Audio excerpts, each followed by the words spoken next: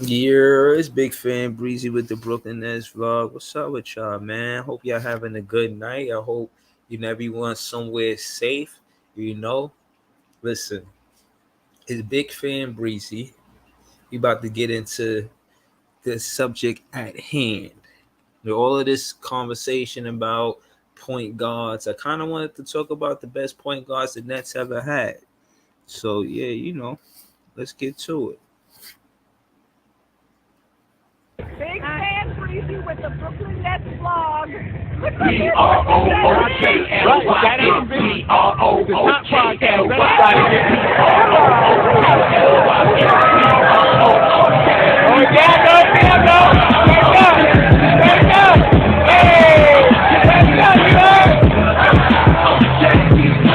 B R O O K L Y N.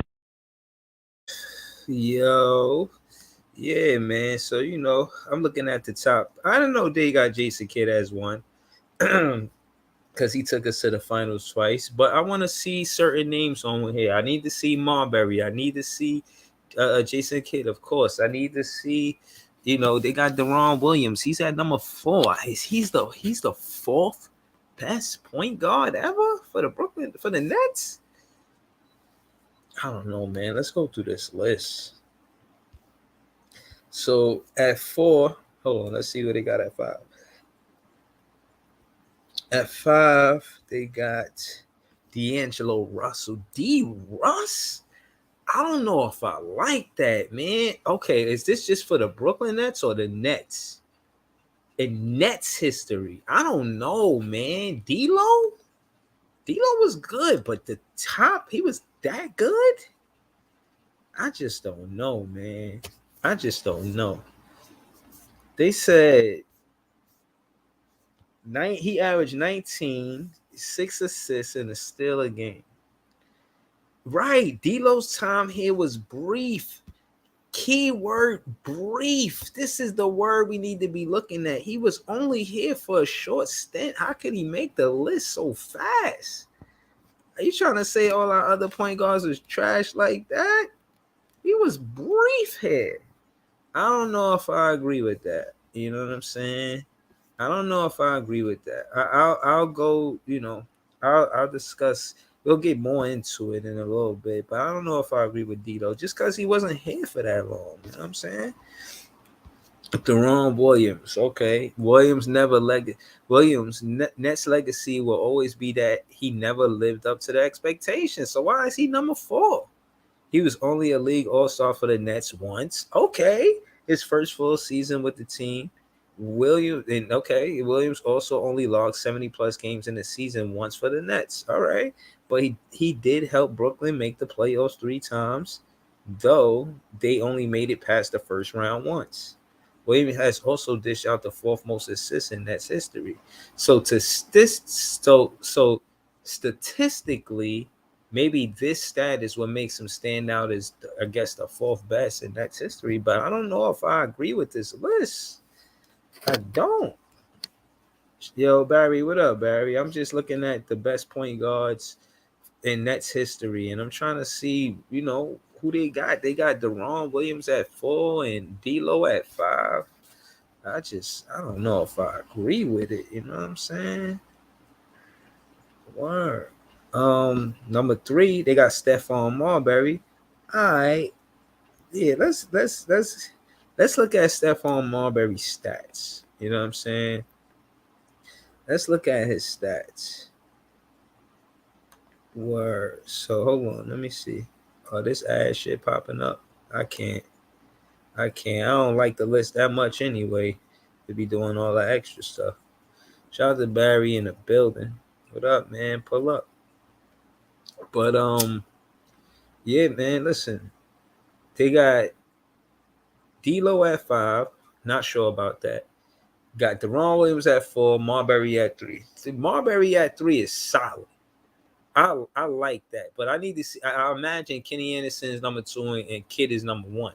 But what about Brian Taylor? He won a championship with the ABA Nets. Like, yo, hold on, man. We gotta look for another list. Man, because this ain't. I need to see more. Okay. See, now this one is guards, but these are not necessarily point guards. So you got Kendall Gill. He was nice, but he wasn't a point guard. You feel me? Kendall Gill was nice, but he wasn't a point guard. He was a small forward. If I remember correctly, he was a small forward. Kendall Gill arrived to the Nets in 1995 after 5 seasons with the Charlotte Hornets and Seattle Supersonics. Right? The Nets relied on him to be a major scoring force, and he fit the bill. He fit the bill his first season. Gill averaged 21.8 points per game during the 1996-97 season. It looked as if Gill's career would blossom in New Jersey, but injuries took their toll. Gill was a productive player while on the court, but wasn't on the court enough to make the Nets a contender. New Jersey only made the playoffs once during Gill's tenure, and they were ousted in the first round. Gill ranked fifth in franchise history with 652 steals. So he was good, but again, he wasn't a point guard. You know what I'm saying? He was more like a wing player, and he played great defense. He played both sides of the ball, and you see he could score the ball, man. Like he was a hooper, but he wasn't a point guard. Kenny Anderson, on the other hand, the Nets used their second overall pick in the 1991 NBA draft to select Kenny Anderson, a point guard out of Georgia Tech. You know what I mean? Queens native, New York native. Anderson played parts of 5 seasons for the Nets in which he averaged double digits in points each year. See, this is how you become one of the top guards for the Nets. Anderson played parts of 5 seasons for the Nets in which he averaged a double digits in points each year. I don't know why they traded him. What was that trade? We're gonna look at that. We're actually gonna get into that. We're gonna get into the Kenny Anderson trade and why he got traded. Oh yeah, I know what happened. Drazen Petrovic died. Rest in peace. Moment in silence for Drazen Petrovic.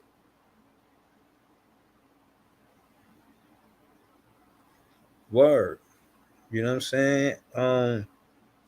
Listen, Anderson best season came in 1993-94 as a 23-year-old. He started all 82 games and averaged 17.7 points and 9 assists per game. Today's NBA, no point guard did that. The best point guard in the league didn't play 82 games. It just, come on, man. The stats might be similar, but that 82 games stand out to me. That 82 games look nice. Andre B got jokes in the chat talking about, man, you better stop. He's somewhere looking at playing. You better stop. Andre B, LOL. He joking. He just trolling. Shout out to Andre B. I was talking about Philly earlier. Yo, you gotta check out my guy CJ. I had asked him on his stream earlier, can he do the Philly game where AI cross Jordan? He said he gonna do it. So you should tap into my dude CJ. His name is CJ Sports on YouTube. His page is dope. He like recap the games. He you know what I'm saying? If you can't watch it, like sometimes I'll be at work or whatever, moving around, and I can't actually sit and watch the game, especially if it's not a Brooklyn Net game, and I'll just listen to him in the audio. It's YouTube, so you know what I mean, you could chat like this, and you could, you know what I'm saying, you could you could basically be in the chat and just hear him, announce the game, color commentating. That's what they call it. You know what I'm saying? So it show 5. Word, shout to CJ. But yeah, man, Kenny Anderson, I'm glad they got him up there, man. He deserved to be up there. Facts. He was known more for his passing ability and ranked third all-time Nets list with 7.8 assists per game. Yo, Kenny Anderson was one of the fanciest passers. He looked like he studied and Mike Magic Johnson and the great passers of the game. He became one of them because his handle, his crossovers, his tween spin moves to the basket. This is a point guard beating you to the rim, like he's getting past you because he's quicker and faster. He was one of I'm telling you, man, this was an incredible player if you've seen him. And a lot of people hear about Kenny Anderson and he ain't got no championships, but he was nice, man. This is a player that was super duper nice and might get overlooked because he never got a ring. Trust me when I tell you, ask anybody about Kenny Anderson. He's a hooper. Andre B said James Harden was a top 5 MVP candidate for the Nets. No net point guard has ever done that, not even Jason Kidd. To your point, impressive, but you've been here for 1 year, and that's what I had a little friction with them putting D'Lo on the list, because D'Lo had a short tenure with the Brooklyn Nets as well. He wasn't here for a long time, so that's why I kind of want to, look at the point guards that have been here for at least 5 seasons.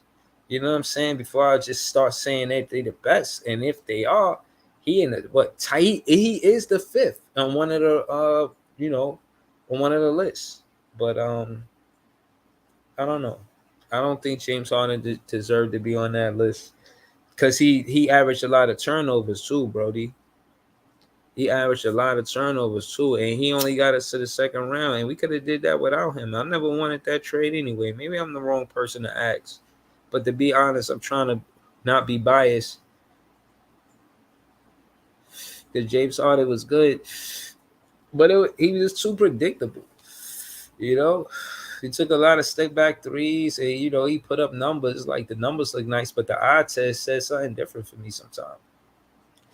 And I tried to, I'm a big fan. I'm a big fan of Breezy. So I'll be trying to hype him up, but honestly, I never wanted to trade. And when he was on a team, I tried to hype it up for more than what it was, I guess.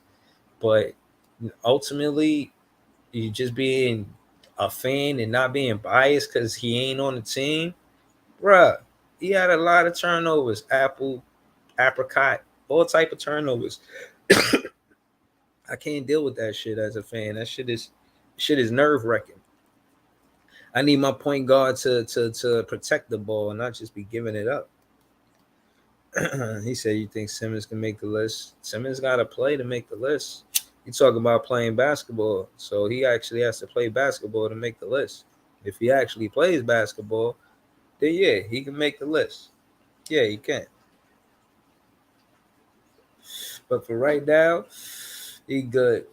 He need to just keep doing that conditioning, because when I listened to assistant coach the other day, they was basically saying the same thing. They was like, "Yo, you gotta condition your body to play at a high level in the NBA." So a lot of players are talented, and that's what I was saying about Michael Jordan the other day. He's somebody that went and got stronger because talent-wise he was good enough, but he couldn't execute his moves because he needed to get stronger to play on the East, because the East was such a physical conference. You know what I'm saying? The way basketball was played back in the 80s and 90s was way more physicality. You know what I mean? Jordan had to work out, get bigger and stronger for him to compete, and not just compete, dominate. Like, so think about it. Talent-wise, he was really there, and he's someone else that don't just got it. They got a work ethic that you could, learn from. You can learn from these guys' work ethic and how hard they work at being great. The effort they put into everything that goes into it. You'll just see the stat line and say what your opinion, but you don't understand what the energy and effort and dedication that it takes to be that great. And I think that's why you should listen to the interviews of certain players and listen to their mindset. And for Kobe Bryant, he got a whole mindset. Like, come on, man, to me, just the great players, they do what's necessary to get better, because if you watch basketball, you can see that this sport is always evolving, whether it be because the rules are changing or the style of play.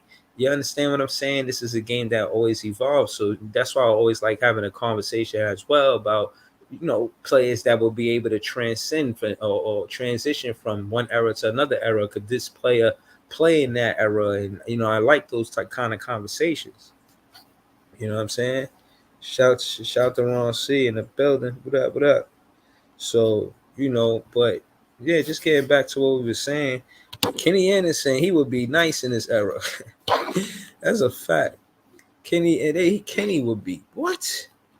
They cannot fuck with Kenny in this era. What? Kenny would probably be averaging a good 25 and 5 or 7. 25 and 7. I think he would dominate in this era. He averaged 9 assists back then in one of the most physical eras. He might average 12 assists, 27 points. He might average 27 and 12. 82 games in one of the most physical eras is nothing to gloss over. This is, bro. Wow, bro. I can't say enough how devoted you gotta be to play 82 games in a physical era like that. Shout out to Kenny Anderson, man. One of the best point guards the Nets ever had. The Nets made 3 playoff appearances with Anderson as their point guard, but lost in the final round each of those years. The final round. The first round, my fault. I said final. First round. Anderson was an impact player, though his Nets career was rather brief. Right. Only 5 seasons. Now, like I said, I'm going to get pretty much, I feel like, the first 2 point guards is Kidd and Kenny Anderson. But I wanted to get into the Kenny Anderson trade. Oh, I remember what happened. Drazen Petrovic. He, you know what I mean? He passed away. Rest in peace. Moment of silence for Drazen. And right, Roman and rest. After that, I heard an interview with Kenny Anderson. And he said, that's after that, just the energy was different, and we couldn't get back what we lost without having Drazen on the team. So, you know what I'm saying? They decided. So he wanted to trade. He wanted a new start, man. That's got to be rough to go through, All right, so let's continue. Otis Burns song. Okay. I was born in 81. Nice. Otis Burns song spent 7 seasons on some bad Nets team starting in 1981. However, he was one of the few bright spots. He averaged in double figures in points in all but one season, the 1986-87 season, during which he only played 7 games. His Nets career high came in 1984-1985 when he averaged 20.6 points per game. He also played for the Kansas City Kings and the Boston Celtics. Birdsong scored over 12,500 points in his career and was a full-time All-Star. Okay. Now, I'm not going to lie. I got to do my homework on Otis. You know what I mean? I'm going to do that right now. Otis Birdsong. Okay. As a college freshman, Birdsong finished the 3rd among the team's scoring leaders, averaging 14. See, right there. Let me just slow it down right there, because that's what we need on the Brooklyn Nets right now. You feel me? We need a situation where they have more than 2 double-digit scorers. We need about 3-4 double-digit scorers. That's what we need. That's what we need. We're gonna check out Otis Birdsong, man. I know, you guys are like, who the hell is Otis Birdsong, and why do we care? You need to care about the basketball players from back in the day, man. You got to, man. I'm a student in the game. This is actually why I do this. I do this because I'm a student in the game. Believe that. All right. He was 6'3". See, he was a point guard. He's 6'3". They be trying to get point guards to be 6'5", and like they be trying to get tall point guards. When you got tall point guards, they ain't got handled like that sometimes. You know what I mean? That might be a disadvantage that it's a tall point guard. You better be careful. It might be cookie town. Hold on. As a college freshman, Birdsong finished 3rd among the team's scoring leaders with 14.3. As a freshman, he was hooping. Don't tell me he ain't hooping. He averaged 14 in college. Yo, you know who I seen in college? Dr. J. He averaged 20 and 20. Oh my goodness, man. He averaged 20 and 20, man. Yeah, I think I'm gonna show y'all. I'm gonna show y'all, man. Dr. J was that guy, man. Dr. J was that guy. I gotta show y'all that shit. That shit is for real. I'm about to go to that right now. Y'all don't even know who Otis Songbird is. Y'all can't appreciate this. Y'all ain't even Nets fans, man. Barry ain't no Nets fan. Shout to Ron C though. Shout to Andre B. But you learned something. You heard me. You learned something though. Shout to Ron C, man. We out here. Nets fan, the best fans. I like y'all too though, man. Y'all good. Y'all all right. Yeah. But Nets fans, the best fans. But yo, Pete, man, I want y'all to see this, bro. I'm not even about to hold you. I ain't even about to hold you, bro. I'm about to show you. Dr. J. Dr. J. The man, the myth, the legend. Look at him. A hooper. A true hooper if you ever seen one. Huh? Don't get me started, man. Don't get me started. Julius is, hey, y'all, his middle name is Win. His middle name is Win. Julius Winfield Irvin. Wow. The second. Wow. Oh man. Oh man. We about to get to it, man. We about to get to it, man. Listen. Commonly known by the nickname Dr. J. We know that. Yeah, we know that. We know that. You know what I'm saying? America former professional basketball player. Hold up. We about to school him. Irvin helped legitimize the American Basketball Association, the ABA, and he was the best known player in that league when it merged into the National Basketball Association, the NBA, after that 1975-1976 season.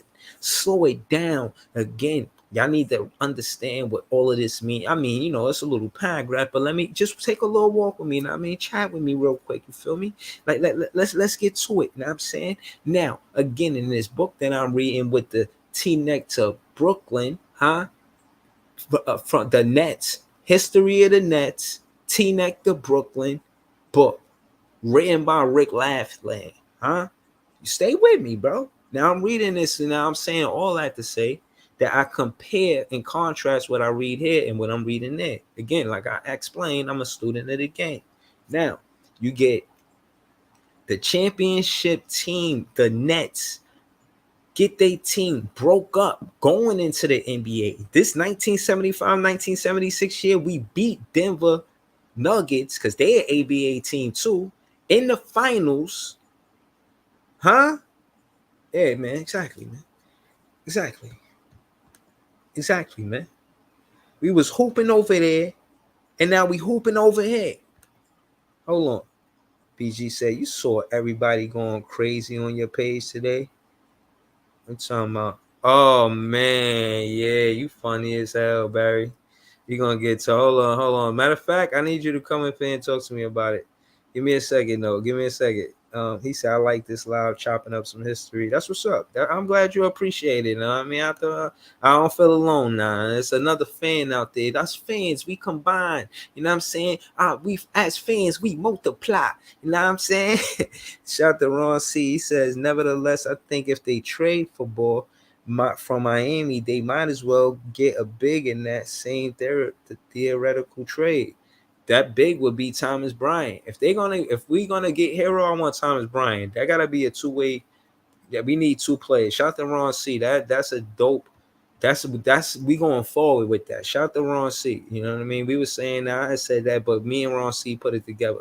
Listen, Thomas Bryant and Hero. If that's what's gonna happen, you do that. You get Thomas Bryant. He wants the minutes. He played great basketball in Washington, and then he got he got injured, right? And then he got better, and then he played in LA with the Lake, and then he was hooping there.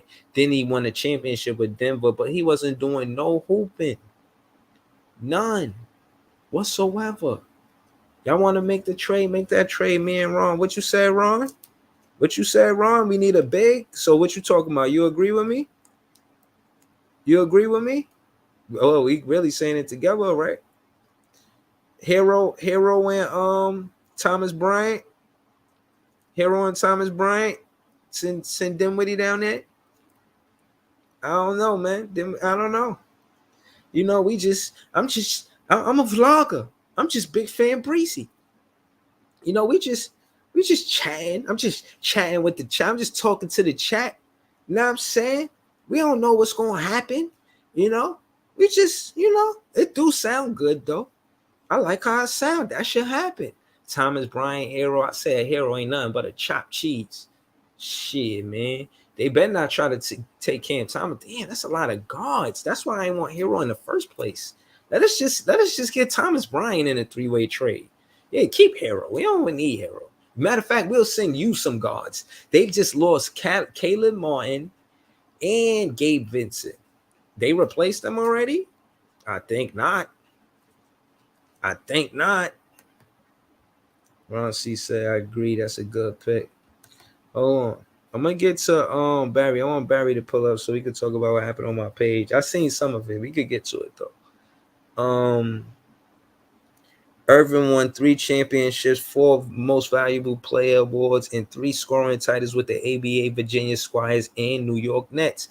Now the NBA's Brooklyn Nets and the NBA's Philadelphia 76ers. So shout out to my guy Andre B.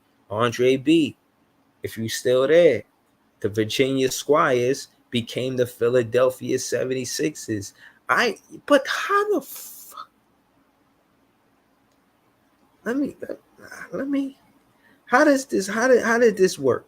If the ABA absorbed if the NBA absorbed 4 teams from the ABA, the Nets, the Spurs, the Nuggets, and the Indiana Pacers, then how is the Virginia Squires the Philadelphia 76ers? Somebody got some explaining to do. Lucy. Where's Lucy? Oh, man. Okay. Let's continue. Okay, let me see. Maybe I got this miss. Oh, maybe I got this one. New York Nets, not the NBA, Brooklyn Nets, and the NBA's Philadelphia 76ers. Yeah, I read that right. But I still don't. All right, we're going to figure this out before the night out. During his 16 seasons as a player, none of his teams ever missed the postseason. God, this guy just keeps getting better and better, man. I mean, this guy is really out here hooping, man. I mean, straight hooping, man. Straight hooping, man. Nah, man. Yo, Leaf Dicky, man. Yo, nah, Leaf. I don't know if you know. I ain't going to talk to you crazy, my guy. I know you know who Dr. J is, but did you know he was hooping the way he was fucking hooping? Bruh. This dude is super duper hooping. Are you kidding? What? Bruh. Listen, we're going to get to a lot of shit, Leaf. And I know you. When you pull up, you ready. If you see Leaf, that's a ready Leaf. You understand? But we got to slow it down real quick to speak on my God, Dr. J. This shit right here. This shit right here. Wow, bro. Oh my goodness. And I didn't even get to where I was trying to get to. I'm trying to get to him as a college player. His college career. Bruh, Irvin enrolled at University of Massachusetts. Like what?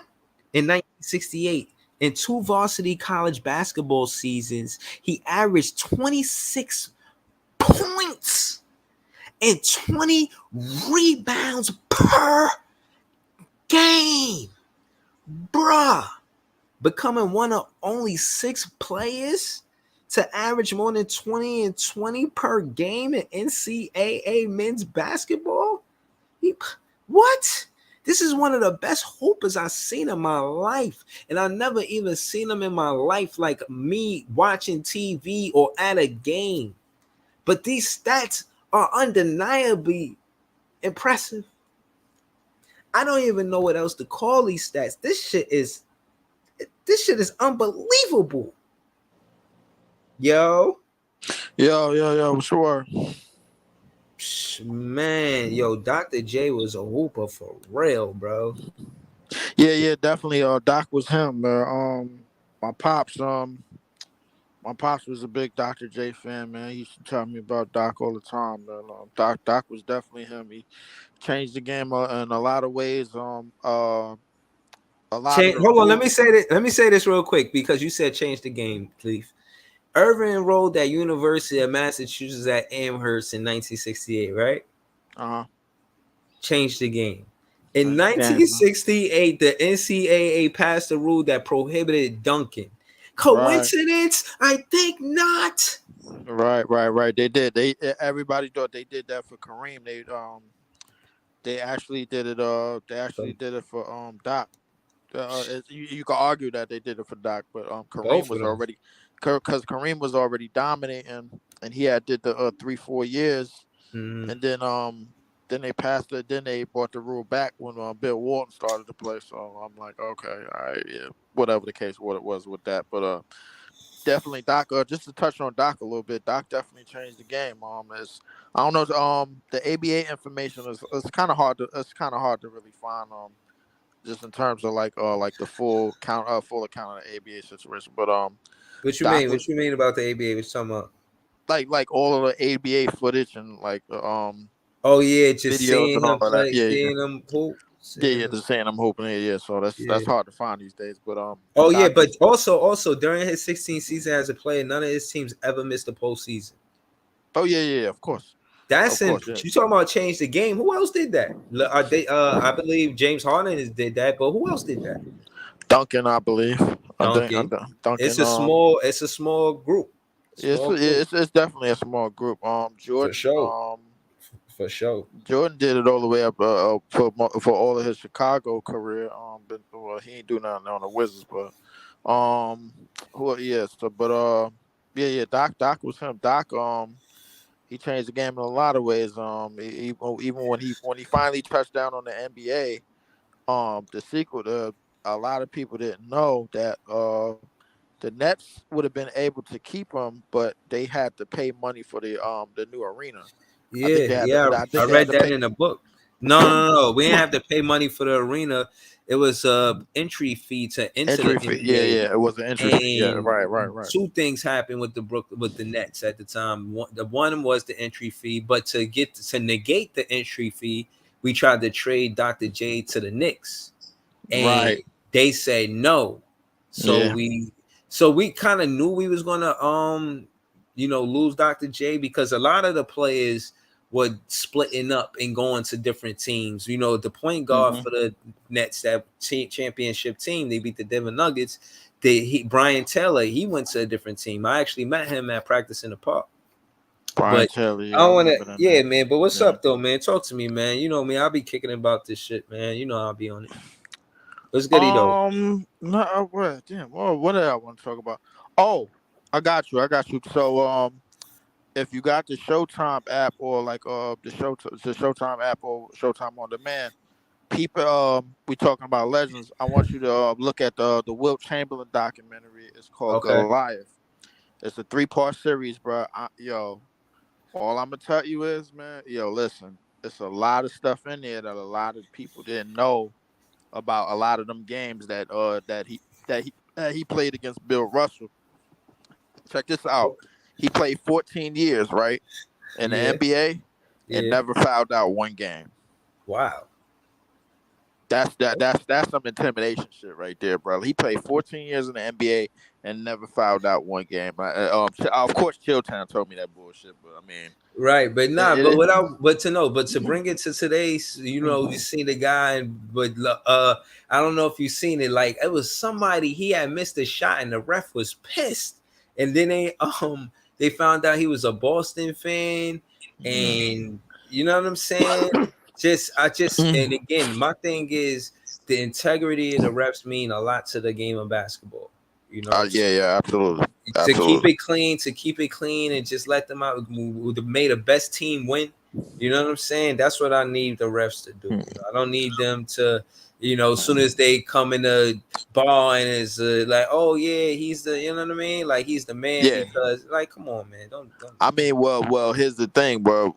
In the case of the NBA well, even most leagues, the NBA and the NFL, sometimes of that, like it's business, it's money at stake, man. You know, with all the sports betting and all the shit that's going on, man, you can't really call it. But as far as to get back to touch on that Wolf documentary, so he lost 4 game 7s to Bill Russell and the Celtics by a combined 9 points. Combined 9 points. I know you remember the Havlicek steal on the inbound.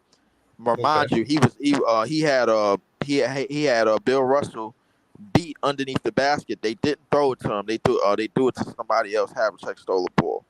Yeah, The, yeah. the Sam, I gotta be honest with you, man. I ain't got one of these amazing minds that be remembering all the games, and I'll be watching y'all. I'll be like, yo, these guys are incredible. Like y'all be yeah. So remembering games and plays. I mean, yeah, it's part of the reason why I'm a fan of you guys. I yeah, like listening to y'all talk the sport. But trust me, man, how y'all be like, oh yeah, do you remember that play? You step it yeah. sometimes I'll be remembering the Sometimes plays, but not those are every the time. yeah. Those are the things that play the difference and that matter a little bit. But he Yeah, of had another course. The game. intangibles, the hustle It was plays. Yeah, another game where he scored like the last 15 points to tie to put them up one, and then one of his guards got beat by Sam Jones, and Sam Jones hit the game winner. Then he had another game, which was Bill Russell last game, right? With he had got injured. He only missed one shot during that game. He got injured in the fourth quarter. He had 20 some points, 20 some rebounds, Right. and Jerry West was incredible in that game.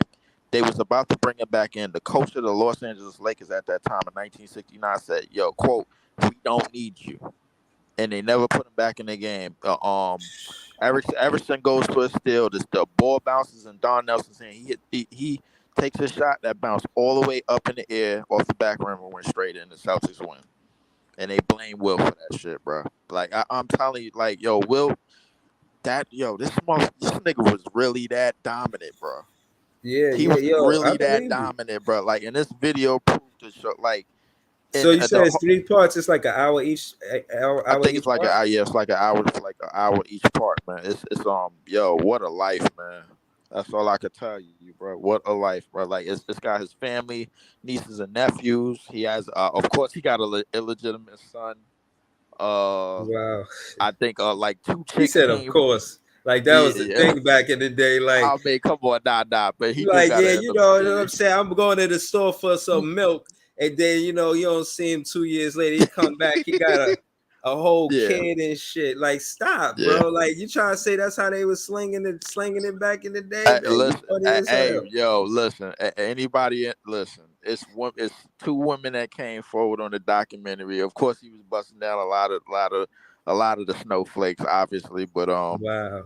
he did nah. Will was Oh, out now the there, bro. snowflakes was on him, Yeah, absolutely. even in July.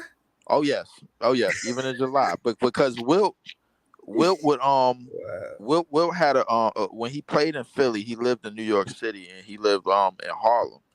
Okay. And Oh when wow. yeah, he lived in Harlem, Nah, right? he had to be the man. He was the Renaissance man. Oh yeah, he was. He used because he lived of Yo, course. did he hang out with Clyde? No, I don't think he hung out with Clyde at the time. I think Clyde came a little bit later, but Yeah, like yeah, you're right. by the time Clyde came, he was in L.A. and the thing is Wilt played volleyball. Well, he used when he got injured when he was in L.A. He ran on the beach to get back in shape to when he had a ruptured tendon in his knee. It ran on the beach and they was looking at it. They said he was supposed to take a year to come back. He came back in 4 months and won a championship. What And up, Kev? helped Jerry West win his only championship. Um, what else? Elgin Baylor had retired because he thought Wilt was gonna clog up the paint and get in his way because Elgin Baylor wanted to go to the basket. Right. After the '69 finals, when Bill Russell when Bill Russell won his last championship and Wilt was on the bench because the coach didn't put him in. Him and Bill Russell didn't talk for 20 years. They didn't talk. Because of what? They didn't talk for 20 years because Bill Russell thought he had quit. Bill Russell thought Will had quit on he had quit. He thought it was foul that he wasn't on the court for his last game. So Bill Russell had blamed him for that, and then they didn't speak for 20 years. It took them all the way up to when Shaq got in the league, right? When Yeah. I shot his first commercial, his first Yeah. Reebok commercial when he had him, Kareem, Bill Walton, Uh, and Wilt, and all in the same commercial, and that's when they started bonding. And did then he hit yeah, him with the who all over there? Oh, you yeah, over yeah, there with yeah, him? yeah. Nah, I ain't coming. I'm busy right now. Nah, I mean, I ain't got time right now. You know what Nah, I'm nah, nah, saying? nah, nah, nah, nah. They ain't hit him with that, man. I think when No, they I'm finally got saying like say Bill Russell, like say both of them. You know, they know like yeah, who they are. Like they probably yeah. want to go to the same party. So all right, he at that party. I don't know if I want to go to that party. I might go to this party. You know what I'm But saying? but Like but but because it was Shaq had put the bug in the air. He was like, "Yo, I want to do a commercial with the greatest big man of all time at that time." So yeah, when he came in, he first person he called is Wilt. Wilt said, "Yo, I come and do it, whatever." And all then right, Wilt extended his hand to everybody else. He extended his hand to Bill Russell, and then he extended his hand to Kareem. Mind you, he had beef with both of them because like they was just going back and forth about careers, and like you yeah, wasn't that great and shit like that. competitive and They shit. had they had real words. They But like no, they but both see, this is hold on. This is interesting. Let me explain why. Because when again, I don't agree with the whole 20-year beef. I don't. But just for the sports side of being able to balance, because it is tough to be able to balance, and then the media be trying to jump in and make the most. You know what I'm Mhm. saying? Right. And I think it's a little different now because I think back then the media controlled the narrative more because they didn't have social media. Now you got Twitter, you got all of this other kind of different stuff. Not realistically. The media really didn't control anything. The thing is They that was really mad at each other for real. they was real. They really didn't speak to each other from 1969 all the way up to Shaq's first year in the league. I think that was 91, 92, That's something around in there. wild. So like Yeah, they really wasn't going to the same barbecues and shit. they really did not. I'm telling you, bro. Listen, Come on, listen. Jerry West confirmed that's it, bro. wild. Jerry West confirmed it. And Pat Riley, who was there, confirmed it. He was like, "Yo, Bill Russell was him and Bill Russell, they was homies when they was in the league, bro. Like if anybody, yo, they went to each other's house almost after every season, bro. Had a barbecue, this that, with the kid. Like I'm telling you, Oh, so they see. It's one thing not to never have. they was That's what that I'm close. saying. Is this They what was I that mean? close. That shit hurt, bro. Yeah, they was that close. So Bill, Wilt and Bill Russell, they was like that close, bro. And the thing is, even when Kareem got in the league and Kareem changed his name, like him and Wilt, he still thought the world of Wilt. But the thing is, they had war words in terms of like who was the better big and who rebound better, who really scored Yeah, better, but this, that's that, the not third. real beef to me, for Yeah, real. that wasn't real beef. But the thing that him and Bill Russell had said, Bill Russell had accused him of quitting, and like Wilt was like, you serious, man? Like, come on, man. Like, man, nah, I'm not even Would you? talking about it. So hold on. Okay, so Bill Russell accused Wilt of quitting, and he Will like, yo, how could you disrespect me like that? Yeah, yeah, Will, 'cause, like, how could you say, like, how he couldn't believe he How had dare said that? you? The No, no, audacity, no, no. the all He was unmitigated gall. he was more hurt than anything, bro. Like, cause that was his man's. That was Oh, his he felt that friend, in his bro. soul. Yeah, that was his He friend, like, bro. yo, how you even gonna take it there on TV too? You couldn't call me. He had said that. Bill Russell has said that when he went to the University of Wisconsin, and he was speaking amongst like a university or whatever. And he had accused him of quitting, and he basically has said, "Man, Damn, in yo, front of the kids. yeah." And but that hurt Will, bro. Like, yo, Damn, bro, that's listen, them different. That's niggas, way listen, different, bro. them niggas, like, yo, they used That's like they that's had like dirty, man. Come on, man. they had real words like How you gonna not tell the kids that? I thought he was talking shit in the media. You ain't supposed to tell the I would kids say that. yeah. I think that hurt him a little bit more than the Kareem shit because the Kareem shit it was basically basketball when him and Kareem was going back and forth with Oh words. my goodness. Yeah. Him and Kareem went back and forth with words Yo, all the no, way. but no, but what I'm saying is, what if you a little kid, or just like you're a fan, a young fan, and Yeah, you call Bill Russell Wilt Chamberlain by mistake, or you call Wilt Chamberlain Bill Russell by mistake, like, yeah, like, oh man, you know what I'm exactly. saying? Like, Yeah, it shouldn't be like that. They should be able to laugh it off, like, haha, young fella, that's a funny one, and then I you. think But yeah, I like don't need them to get mad at that moment right there. They just, it need wasn't to, it wasn't until take it it wasn't easy. here's the thing. It wasn't until the '90s, brother, when they all got cool and they got older. Remember, they had that 50th anniversary in the '90s, and they was hanging with each other the entire weekend. Like it was him, Bill Russell, Kareem, bro. Mind you, these three, like as far as the 20th century before Jordan and Magic and Bird, these was the niggas, bro. Like these niggas like ran the game, bro. Like they was the best of the best of the best. Still is top 10 to this day, bro. Like arguably, bro. Like so they hung out with each other. Yo, so Wilt goes up and he finally meets Michael Jordan. He see Jordan standing by like an exit sign or whatever, Mm. and this and that and third. Because this is before the rehearsal dinner. This is '97. Wilt go up on tap him on the shoulder, give him a handshake. He said, "Yo, you know me and you got to talk, right?" And he was like, Mike was like, all right, yeah, bet, right, we're gonna talk. So they go to the rehearsal dinner.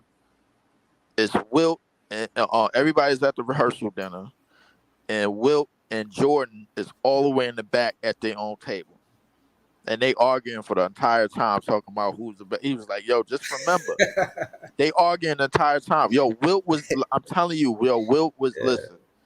Wilt argued about a lot of shit, like with players to players, bro. Like he was like, "Yo, just remember." He's telling Jordan this. All right, so let They me ask you this. Like, see, to me, that's overboard. And my thing is, again, Reggie Miller, he would never be known anything else beside the Indiana Pacers. He built right. that franchise, and I think that was more the mindset. And I kind of wanted to have it. I'm glad we having this conversation. I wanted to have it earlier. Shout out to Leaf. We in the Hmm. building. Right. Listen. Now the way it looked like to me, rookies get 4-year contracts. Uh-huh. I don't know what Reggie Miller contract was when he was a rookie. I know that they Right. gave Ewan some wild contract. You know what I'm Yeah. saying, when he was a rookie. Yeah. But case in point is the obligation from a draft pick to the ball club. You Right. feel me? So that part. So my thing is, now with the 4-year space, if you don't have a franchise player in that draft pick in 4 years, then I think it's important of what you do with that player's career. Like right now with Cam Thomas, you Uh-huh. feel me? Like if Yeah. his 3rd year is vital in what you do with his career. You know what I'm saying? Like a lot of teams, they see what he could do. You know what I mean? And you get teams that's building, they could use that scoring. Right. The Brooklyn front office, they could use that as a trade piece if they want, but we gonna need scoring. We don't have a lot of shot creators. You know Right. what I'm saying? Right. Right. Right. Right. I think he's one of the better shot creators. How let me ask you this. I didn't even get to what I was gonna say, but I just wanted to say that because of what we talking about. Uh-huh. I think he's the number one or two as far as a shot creator on the Brooklyn Nets. Like, Yeah. Yeah. Yeah. who's Definitely. a better shot creator than Cam Thomas on the Brooklyn Nets right now? On the ball, bro, probably nobody, but I say Mikel is the closest thing Is because Mikel Spencer a can get better his shot shot off. creator than is Hell Spencer? no. Hell no. Absolutely not. No. No. uh, I don't know what Spencer is, bro. Like, be honest with you. I think Spencer is like he think he an isolation player, but I think he's more mhm, of a playoff for everybody else. That's what we got right now. We got players that play that's accustomed to playing off of somebody else, and they got to figure out how to play off of new talent and new mhm. new collateral other players because they never been in Mhm. those roles before. You know what I'm saying? Like Mikal Yeah. Bridges only been in a top scoring role for 28 games in his entire career, and that was last year with us. You know what I'm Hmm. saying? So realistically, we have to figure out how to create a team formula. Yeah. Whereas we don't necessarily need guys to be individual scorers. What we need is guys to be collective together scorers. And what I mean Yeah. by that is helping whether it's a dribble handoff, a dribble down screen, we need to execute more X's and O's together. You know what I'm Yeah. saying? In terms of Yeah. in terms of a 5-man set. All right, this is we're gonna run this play for Claxton. We're gonna run this little backdoor dunk for Claxton. We're gonna run a spot up for Right. Cam. We're gonna But run a hold dribble on. drive. Right. But Those real type of quick, I just leave. He not a weak spot for us, bro. I'm gonna tell no, you he's now. not a weak He in spot for us. his work ethic in the summertime, bro. Again, he's not like Ben Simmons in the sense where, He's not far a weak as spot for us. You're when you absolutely when right. you when you look at the expectations, you know what I mean. Right now, as a fan, you don't expect much from Ben Simmons. You just expect him to get healthy. With Uh-huh. Nick Claxton, I expect him to make a leap this year. I really feel like he's gonna be a player that we need to keep. He's a draft pick. And we gotta, you know what I mean? This is what I was saying earlier. That's what I wanted to talk about the contracts. Like they try to make it make sense for the both the draft pick and the ball club. Nobody want to Right. lose. They got to be amicably.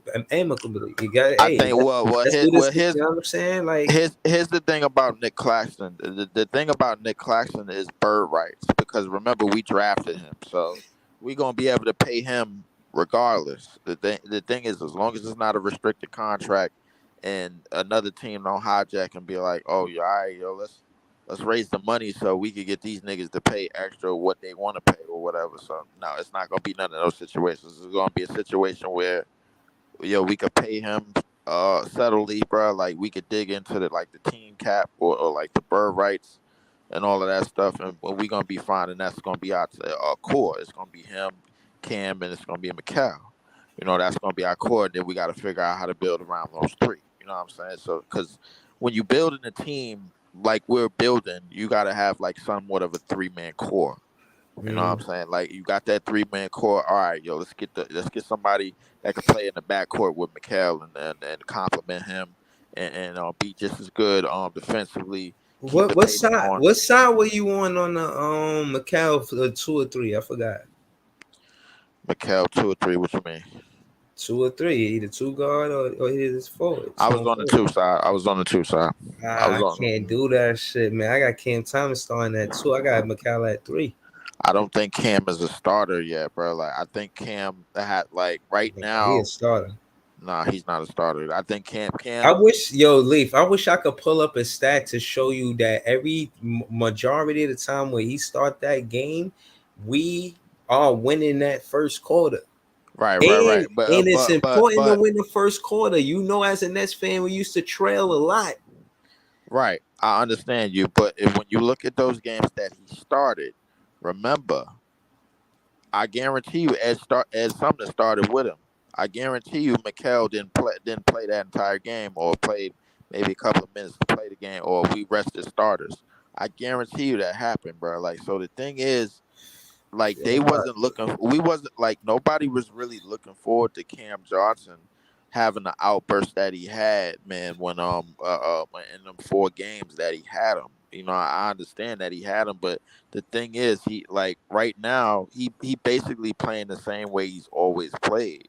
If he right, could add little layers to it in terms of like, all right, scoring off the ball and learning how to play off the ball, with listen, it's plenty of ways that he can improve his offensive game to make himself just as good and just as fast, just as potent, man.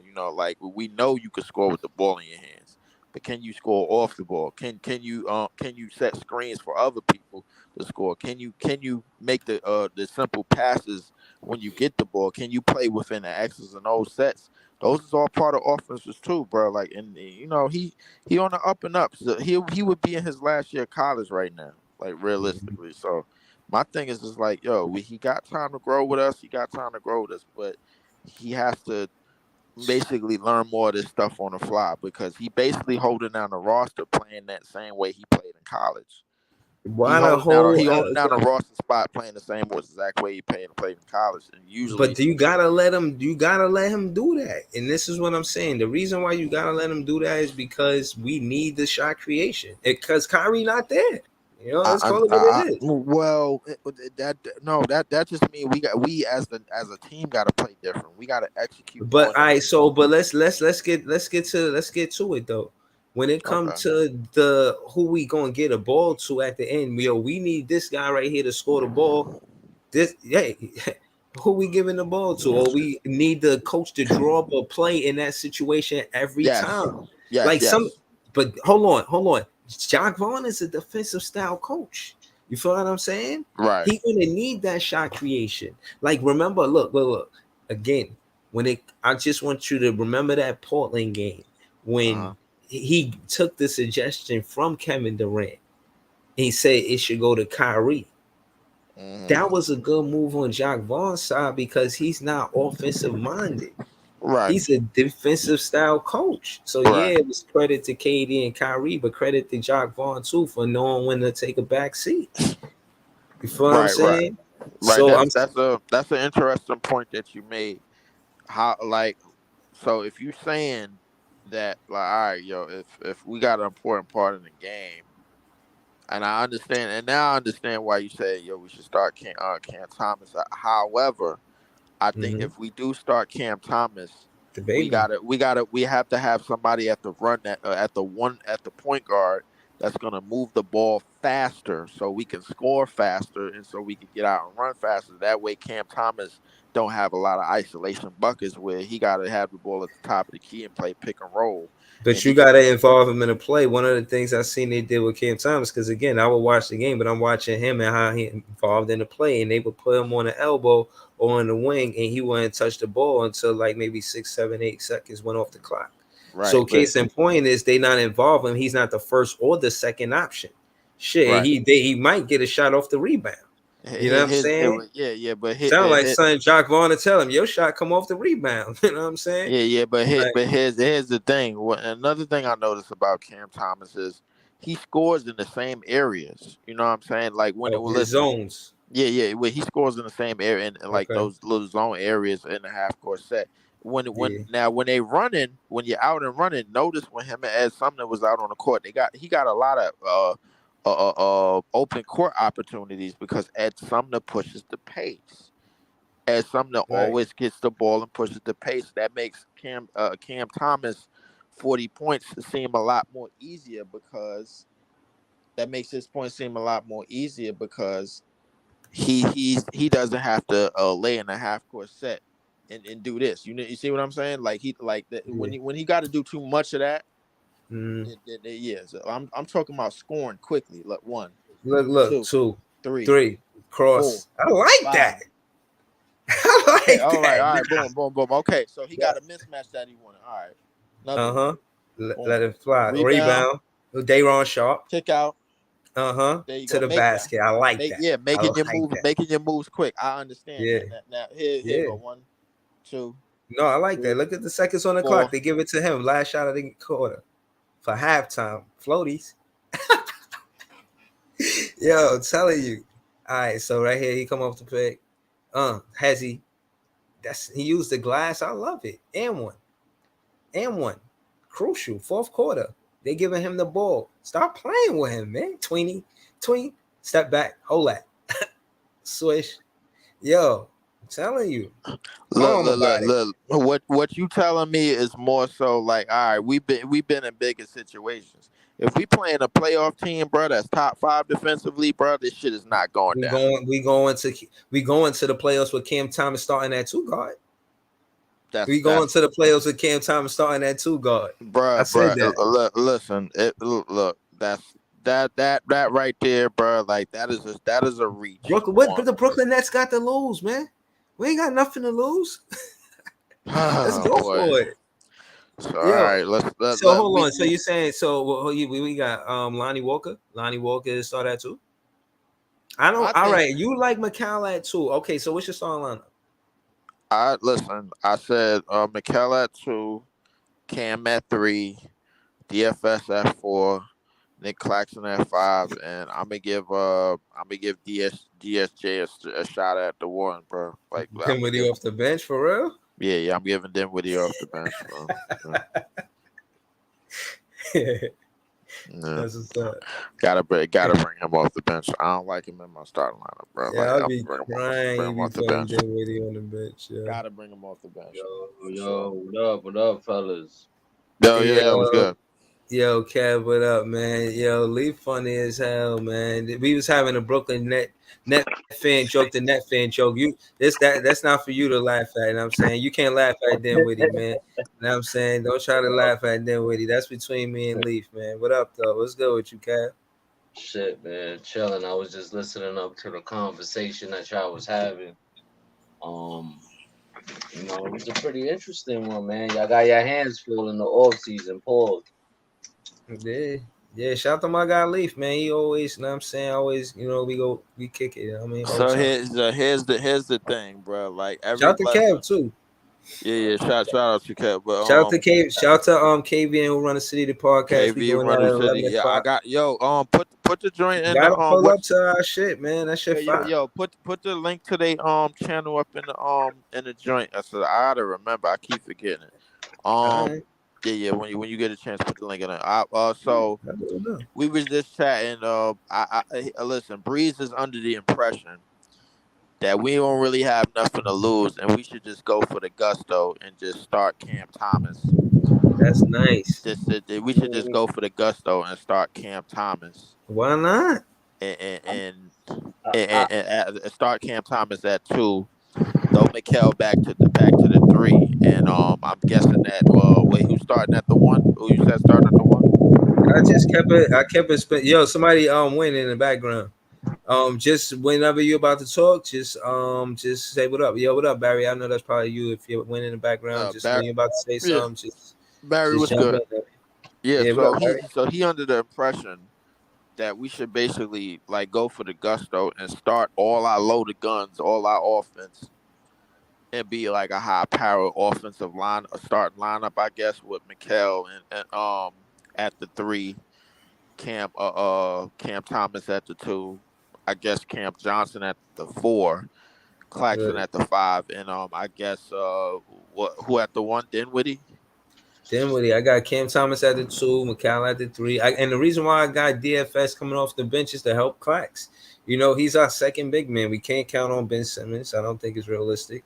I think if you put Dayron Sharp next to DFS coming off the bench, that's what we got. You know what I'm saying?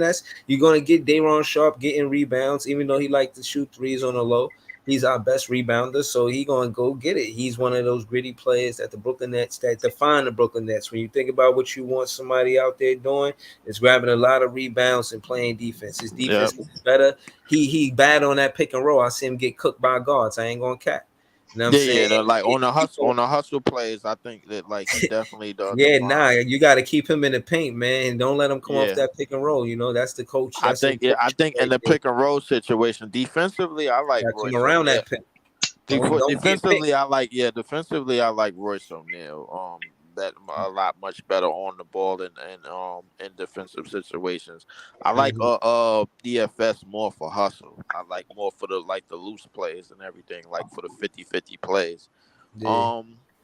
But Dinwiddie listen, off the bench, I'm crying. I put it to you this way, bro. Look, I think let's see. Like, look, if that happens, I'm trying to figure out who's gonna come off the bench as our 2 guard if we starting Cam. You see what I'm saying? Exactly. This is the point. Well, I mean, that's when you got Jalen Wilson comes into play. Exactly. You got a guy like Jalen Wilson who can come off the bench for them, and my opinion. Yeah, no, you know about college players. Shout out to Kev, man. Can you please expand on the fact that he's a 4-year player and he got all these accolades and he was hooping in the summer league? He's in the rotation, bro. Yeah, Like, yeah, I think he could definitely work. So basically, hold this. on. Let Kev. I want to hear Kev No, no, talk yeah, about yeah. Go Jalen ahead, Wilson. He Kev. be knowing about these college Nah, players for real. I was gonna say like I think the edge that he got on Cam is he's a better defender than Cam, He but is. but He a but good other ass than player. that, I mean, offensively they both buckets. You know what I mean? Um, I wouldn't call him a bucket. He an all around player. He do the stuff that Cam don't do. I ain't gonna lie. He nah, but hustles he's for still a bucket though. He's still a yeah. bucket. He He's still scored. a bucket. He attacked the he put pressure on the rim. Yeah, He yeah, he yeah could nah shoot. he's a hooper man. He could shoot. Like He's he on the got summer league all star the second team. yeah, the kid got game. But I mean, you know my thing with Cam has always been defense. So Mm-hmm. this year it's about time he showed that he could play some defense. I mean, if you want starter minutes, bro, you got to play defense. You Nah, know, that's a fact.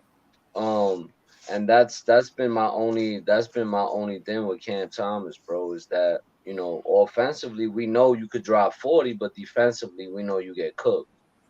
Yeah, So we'll as see. I know long your as boy Jalen Brunson getting what he wanted. I mean, Josh Hart, they supposed to be playing in FIBA. You know what I'm saying? They want to play on yeah, the I same mean team again or whatever. Let them do it there because it ain't happening. Mikal Bridges is staying on the Brooklyn Nets. Go run tell all your Knicks fan friends that Hey, Mikal listen, Bridges will never come to the Knicks I'm not, ever I'm in not my bringing Nets that fan up. life.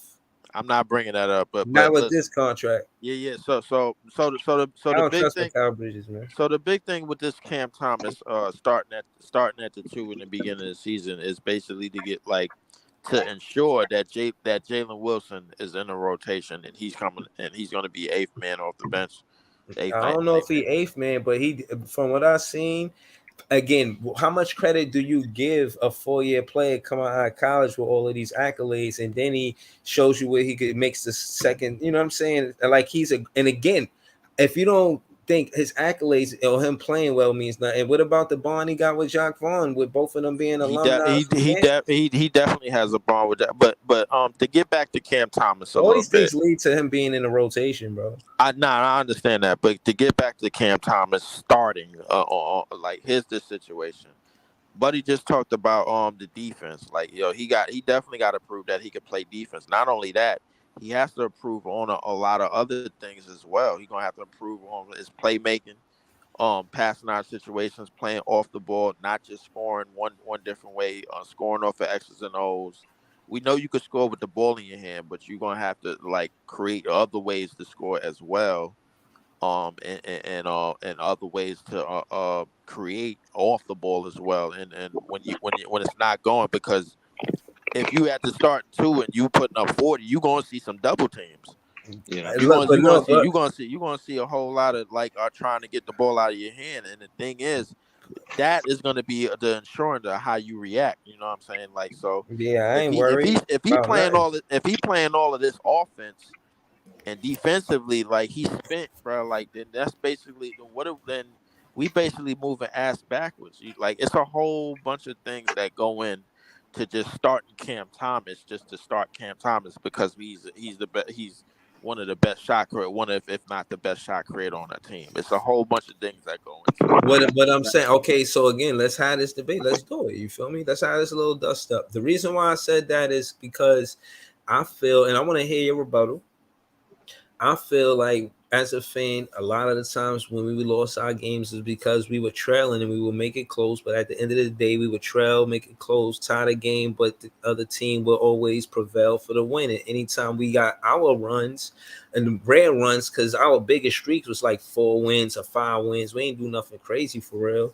You know what I'm saying? Case in point is I feel like it happened when we had the lead in the first quarter, when we weren't down and making some heroic comeback. Like, bro, I'll be exhausted as a fan sometimes. Like, bro, I just want you to whoop their ass. I don't want to see a back and forth contest. I want you to go out there, let them know you at the Barclays, we whooping that ass, sending you back where you came from, or the road, whatever. We don't care. We want to give you that work, and we be struggling with teams I'll be feeling like we could beat, and that be because we be trailing in the first quarter. You put Cam Thomas as the starting two guard, he gonna make sure that don't happen. If we look at the stats, I bet you is more friendly to us leading going into the second quarter when Cam Thomas is the starter. We win most of our games when we go into the second quarter with the most points when we not trailing. You feel what Yeah, I'm saying? but then, I but listen. wait, I wait understand. What until listen about that about that whole thing with when Cam Thomas is a starter. Notice that Ed Sumner is also starting with him most of those games. That's one. Okay, Two. respectfully. Yeah. Two. It seemed like the times that he did start, it was some eye opening performances, bro. Like not it was mostly eye opening performances. Go back to the game we was talking about the Clippers, bro. Like listen, Yeah. a lot of them players on that team didn't know he was capable of that. That's the reason why they gassed him up at the end of the game. Yeah. Listen, it's the unknown. But when you Right. put him in the starting lineup, based off of like the foot that now all of the teams that scouting that, they're gonna go off the 40-point performances that he had in the previous year. Now they're gonna be like, hey yo, him right here, listen, yo, we seen what he did last year, right? Yo, that can't Mm-hmm. happen again. All right, yo, listen, we sending the doubles, this, that, and the third.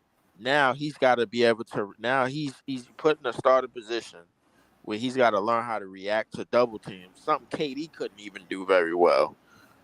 Something Okay. One of the best scorers in the league, couldn't even do very well. Something Kyrie could barely do very well when they was hit with double teams and when Boston was putting the defense on us. Bro, listen, it's not as easy as you think. I think the best thing for him right now is to still Shit. grow off that bench. Is to still grow off that bench, bro. Because I'm gonna tell you why. Because the bench is gonna help us extend the leagues. When we finally put the second units in, that's gonna help us extend the leagues. The But starting how we lineup, gonna get the lead with that front with that your lineup, bro? Stop. that What's your that lineup again, bro? Mikal Bridges at that two. it's really a defensive lineup. We talking about a defensive coach with a defensive lineup, and he's gonna excel with that. All right, so That's let me the ask you this: How do we get the most out of McCall's Bridges perimeter defense if he's our number one scorer on the other side of the ball? here's the thing. That's a lot of usage rate, Brody. It is a lot of useless race, but here's the thing, bro. Like what you do is you do it differently. You lead with defense first. You lead with defense. You lead with rebounding first, and you try to get easy shots for the Cam Johnson. You try to get easy shots for DFJ. But Try to you get gotta easy know your looks. X's and O's. Like you Yeah. can't always Yeah, I rely on understand that. You that. know what I'm I saying? understand that. But the thing is, this is where DSJ is gonna come in because with the defensive rebounds, we're gonna be able to run more because he likes to push the pace. That's the thing. Like, make your offense quicker, man, and have your defense. And you practice defense, and you got all the wingspan on defense, bro. You should be have your hands in the passing lanes, make everything hard make everything difficult on the other end. We got to be and to do this, we got to be well conditioned for this. Shit. I like. Listen, I'm not Who you totally rather against who you rather at the elbow running the pick and roll? Cam Thomas and Mikal Bridges. Cam Thomas or Mikal Bridges. I Running mean, the pick and roll at the elbow. And I'm asking that because when you watch basketball, those are the X's and O's. They do a lot of pick and rolls. those are the The X's good and O's. teams know how to move around without the Those ball are in their hand. You know what I'm saying? Like, those but are the X's and O's that we've been yeah, running. but right, His and to add to that, Leaf, um, the best teams lead the league in that. Like the way they score the ball, they score the ball off of the pick and roll at a high right percentage, at a high and they percentage. Yeah. right, those are the better teams in the NBA.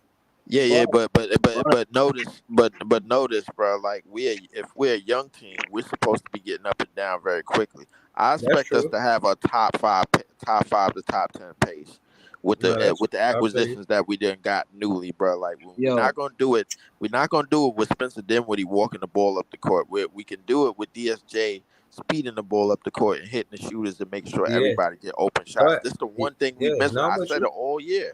We need a playmaker, bro. We need somebody that's going to make everybody's job easier, as That opposed to just two things. Yo, giving the ball to Cam Thomas, I know and you then want to let say something, Kev. I want to just say add this to. Now, go ahead, Kev. I want to hear what you was gonna say. nah, go ahead. I could wait, man. Oh, all right, yeah, all right. like so as opposed to just giving the ball to Cam Thomas on getting and settling for more and more half court situations when we can have more open court situations, bro. Like the thing is, Cam Thomas is young. Let him run. Get them Right, legs moving, bro. Like I need us scoring and listen as fast as we can score, bro. Like the faster we can get back on defense. right.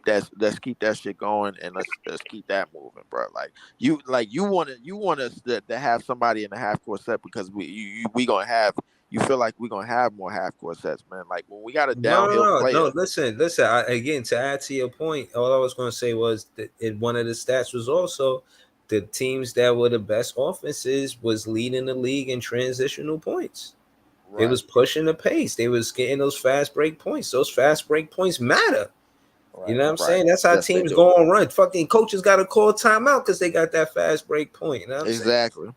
Like, The Sacramento Kings ran the fastest pace in the league, man. Like yo, they was putting Yo, up like that's a a buck fact. 30. Them niggas run, bro. Them niggas was putting up a buck 30. So if we get DSJ You buck know, and 30 is Apostle, crazy, yeah, bro. they was putting up a buck 30 plus. This So nigga said a buck 30. God yeah, yeah, damn. nah, they yo, just yeah, the Kings, low key, man. Like offensively, they really good, bro. But you yeah. know why too, though? They set a Yo, new Leaf, record for pace. yo, They Leaf. set a Yeah, You know I why would. though, Leaf? Yeah. You know why though, Leaf? They actually have a point guard. exactly. You know what I mean? What's his Floor name? general. De'Aaron Uh Fox. Yeah, De'Aaron De'Aaron Fox. Fox, That facts. kid is a different. He's a different kind of player. Like, if the Nets had a player like De'Aaron Fox, I could see the pick and roll with him and McCall working out like beautifully. But with Dinwiddie, you don't know, bro. It's like I don't This is know. why Dinwiddie need to. I'm benching Dinwiddie and Oh I'm man. putting DSJ in that shit, bro. Like, listen, that's a Yo, nigga that's gonna get the ball up the court. I need him to yeah, listen, get like downhill, feed the shooters, bro. Like everybody gonna play space, pace and space. Then hmm that's gonna leave the lanes open so you can get down the lane, bro, and go to the basket, bro. But where like why you DS, think why yeah, you think like he was so successful in Dallas? Because he played off ball. He yeah, played off the ball. He was playing a two guard more Hmm. than anything. yeah. Right, So that's true.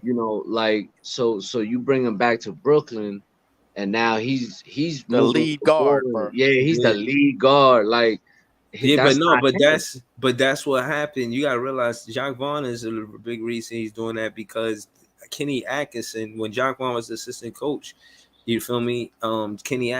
Atkinson would switch Karis Right. LeVert and Spencer Dinwiddie. Like he didn't have a The whole I'll set be right you're back. the point. Like he Okay. would, you know what I mean? Make it switch. Like, all right, you play the point one game and you play the point one game. You know what I'm saying? But Dinwiddie was never just officially the point guard. You know what I'm Yeah. saying? They would do that, and that's what made us a good team. You know what I Yeah, and mean? I think actually Karis LeVert was a better uh Facilitator. facilitator than Spencer Dinwiddie too. Yeah, Dinwiddie like go into the rack. I ain't gonna lie, man. Yeah, he do, but Karis LeVert could do it all. Like he could shoot. He got that shoot. Like he could shoot from three. He's a good 3-point shooter. He got a nice mid range. Hmm. And if that's not working, he'll create for other people. You know. Yeah, I can't ignore the Cleveland Cavaliers because they, you know what I'm saying, they went to the summer league and won it. And Yo, you know the main two players that they add into the roster, in my opinion, is going to be Bates and Mobley. Like that's yeah. just automatic. I don't know if those other guys going to be in the G League, but my guess is Bates and Mobley make the roster. Yo, I don't know how Imani Bates doesn't make that roster, bro. Like that kid is fucking outstanding. I don't know how teams missed on him in the second round, bro. To be honest with you, Imani Bates is gonna be a really good player, bro. And for the Cavs to get him in the second round like that, that's a fucking steal. Yeah, You no, know, their team is they're gonna definitely a be team that stacked, bro. we gotta Like concern ourselves with. I don't think they the same team as last season, man. I don't know who got stronger, and I think they got stronger in the off season. I give the I Cavs think that. so too. I think so too. I think the Cavs, a lot of people like, oh, Boston, Milwaukee, Toronto. Like, nah, bro. If there's a team that you need to watch out for, to me, in my opinion, is fucking Cleveland, bro.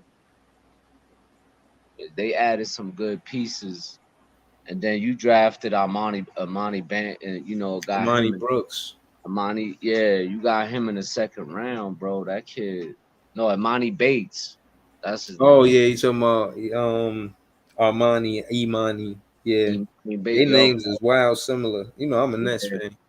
yeah, but that kid Imani Bates, bro, like for the Cavs to land him, yo, bro, that was crazy. I was like, wow. I'm not surprised because they let go of Laurie Markkinen and it hurt them. Now I mean, that they got Laurie Imani Marketing, Bates, they kind of fill that void of Laurie Markkinen. Maybe not yet, but that's definitely the direction that they going. And they staying big in the East, man. We gotta respect them, man. We got Armani Brooks. That's who I was talking about. He used to play for Toronto and I think another team, but he had a really good summer league. Hopefully he could shoot that well. And I'm saying in the offseason. If so, he replaced Patty Mills, Seth Curry, and Joe Harris. I know for a fact that Jalen Wilson is getting a spot. I don't know about the rest of them niggas on that summer league yo, team. Jalen Wilson is nice, and y'all Yeah, got Jalen him. I Wilson agree is with getting a that. I spot won't. for sure. Y'all got Hopefully him. Armani, because we That's don't have the shooters no more. But yo, hopefully Armani too. yo, bro. That's another dude. I don't mean to cut you off, but that's Not go another ahead, go ahead. dude that was a steal in the second round too. Yeah, 51st Jalen pick. Wilson was a steal in the second round. He actually better than the two guys y'all drafted in the first round. That's a fact. And Noah Clowney and Derek That's Whitehead not actually a ready fact. yet. Well, I mean, Tariq Whitehead is just He's not ready yet. injured. Yeah, he just injured. He But not ready yet, but this kid Jalen Wilson, he nice, bro.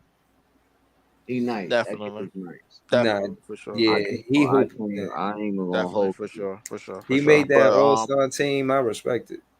yeah, yeah, definitely. But listen, it seemed like I keep coming back to the potential start lineups and the potential the The move to potential. Brooklyn Nets ain't doing nothing hasty, man. We ain't even mention Lonnie Walker. Where Lonnie Walker going in all of this? Is he not a starter? He Oh, not the start. Who you He'll rather probably start, start. Lonnie Walker or Cam Thomas? Neither. Word. Neither one of them is like, but we gotta understand. Neither one of them are starters in this league. Or not, neither one of them are starters for a playoff team, which we are. We still a playoff team. We not a play-in team. We ain't a behind the barrel team. We ain't a 9 and 10. We are a playoff team. Like people gotta understand that.